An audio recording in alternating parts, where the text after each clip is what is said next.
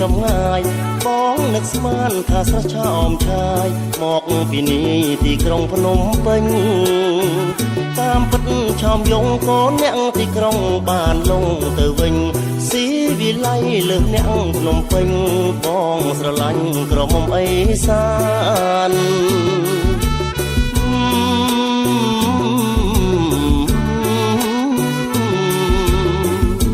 បងស្រឡាញ់ក្រមុំអេសា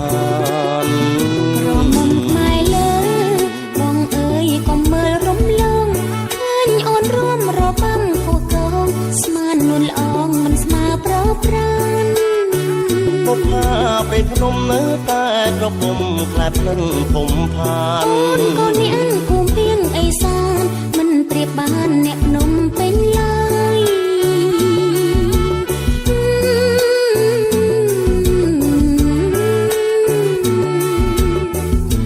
មិនប្រៀបបានអ្នកភ្នំពេញឡើយអូជុំកូនមុំ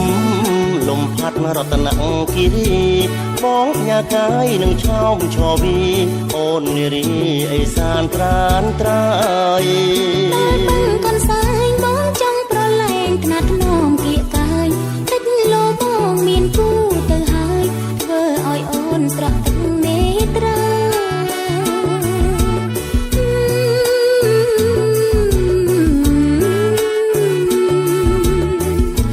ធ្វើឲ្យអូនស្រក់ទឹកនេត្រាប្របីនេះខ្ញុំ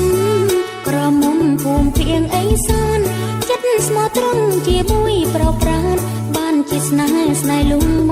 រណាបងស៊ូទៅស្បត់នៅមុខបងបត់អរិយ